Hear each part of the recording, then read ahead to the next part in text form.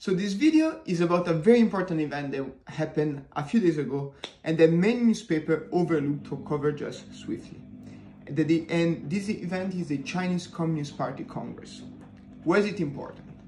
You all know how China is big, how China is powerful, and you might also know that China is an autocracy. So there is just a few people that decide for everyone, and these few people gathered in Beijing for the 20th Congress of the Chinese Communist Party.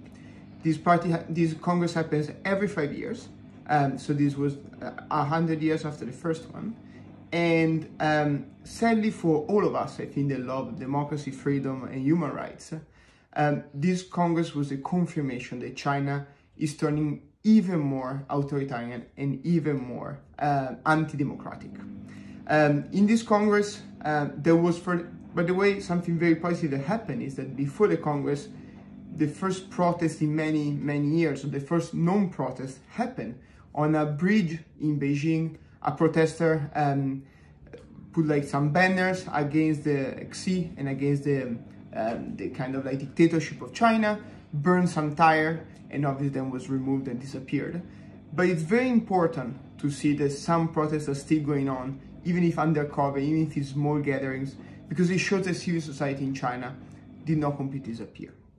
But this is just a small positive news that I want to give you. Now let's go back to the sad news. So the Congress went on in Beijing, as I said, and sadly for all of us, all the check and balances the Chinese Communist Party put in place in the past to avoid the return of a super leader like Mao was many years back were removed, or many of those were removed. Let me give you some examples. So the current president of China is called Xi, as I mentioned before. He was serving the second term and now he was elected for a third term. This was anti-constitutional until this Congress. The limit of mandates was finally removed. In addition, in the constitution of the party, there were added some mentions of following the way of Xi and ensuring that Xi is at the core of the Communist Party. So many reference to a single leader, a single man.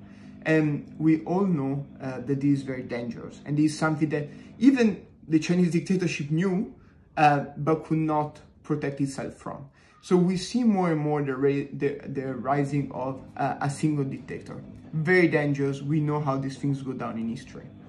In another very dangerous development, within the constitution, it was added that China has the right and the need for protecting itself even violently with military means, and that Taiwan should be reunited. So there was a clear mention to the fact that Taiwan should be reunited and should separatist forces should not be given way. So we see more and more the continuous build-up of assertiveness of Xi China, and this is no news. I mean, if you probably follow any kind of outlet out there, you know there is a rhetoric that is pumping up, confrontation between East and West is increasing. The big issue is right now China is also facing internal struggle, like economic downturns. The economic growth was way less than was projected by the government. So the official one, I think, is around 3.5. They were expecting above 5 of GDP growth, which means, and this is the official one, so we know that it's probably not true. So this is clearly a big problem. The country is not doing very well. Then there were a lot of discontent from COVID lockdown policies.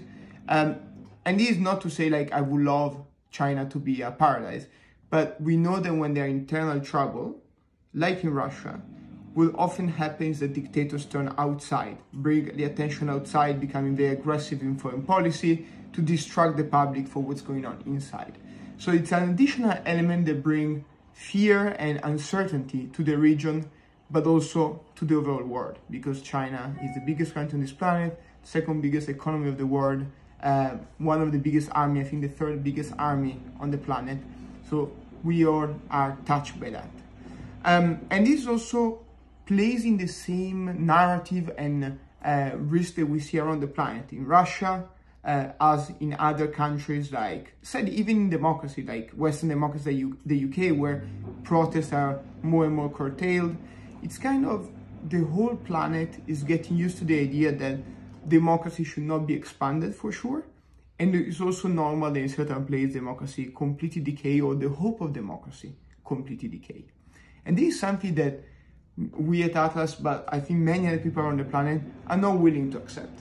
We are not willing to say, okay, it's 2022, you know what, for the next 20 years, the world is going to be shit. We are not going to have democracy, we're not going to have freedom. We need to just survive and then hope that things will change. Now, this is not the way to go. This happened 100 years ago. We all know that what will happen across Europe and across the planet with the Second World War and so on. So it's really important that all of us that still hope that something better can happen, still hope that democracy can thrive, still hope that the next 20 years can be the start of something better, of a society where less inequalities, with more freedoms, where actually people don't give a shit about the color of the skin, the religion, or the culture of others, but actually work and live together positively, as we all aspire to do, but then the world is very different. If for all of us, I think we need to have hope. And so with Atlas, we are launching this project that is about democratizing and creating a global governance that is truly democratic. What do I mean? You know the United Nations, you know how these kind of institutions are not effective today, are in the hand of authoritarians, but to be honest, also Western democracies, they are not playing the game fair. As a citizen, I'm an Italian citizen living in the United Kingdom. I have no say of what's going on outside of my country, and actually not even where I'm currently residing in the United Kingdom, because I'm not a citizen. So democracy is still very limited. So what we are trying to do at Atlas is to build a global democratic governance. So a place where you and me, wherever you are, whoever you are, can actually vote and express your opinion on topics of global importance. For example, how to deal with a global dictatorship like China. Or for example, how to protect people that are currently being clamped upon in Hong Kong, in Xinjiang, and potentially in the future in Taiwan. So this is the reason why we are launching a very ambitious project, the reason why we talk a lot about global democracy, global governance.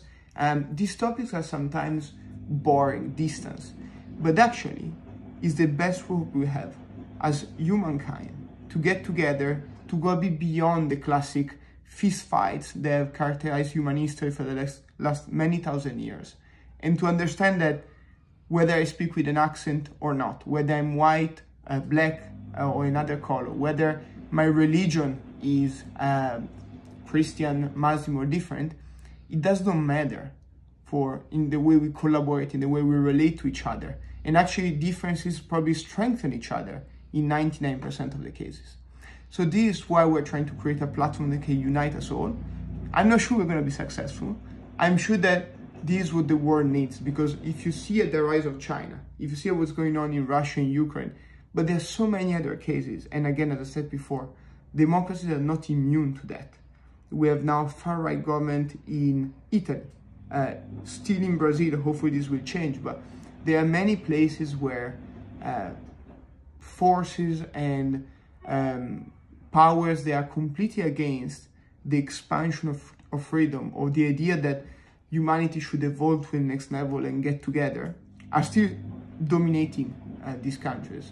So it's really important that we try to offer an alternative. So I hope that with this video, I gave you a few information about the tragedy that is undergoing in China and how this will affect us all. And more importantly, a bit of hope of how we can come together and try to provide an alternative, try to answer to that, try to show also honestly to millions or more than 1 billion Chinese citizens that there is a way forward that is different. And obviously it's very difficult when you're in a surveillance state with so much military power and so much clamping down on rights. But for those that can see this video, can still venture outside the country, there is hope. There is an international community. I'm not talking about states, I'm talking about citizens like me and you. There are people that are ready to welcome them, to work with them, to build something different, to provide them with a platform that hopefully can bring freedom, human rights, and much more even to China in our lifetime.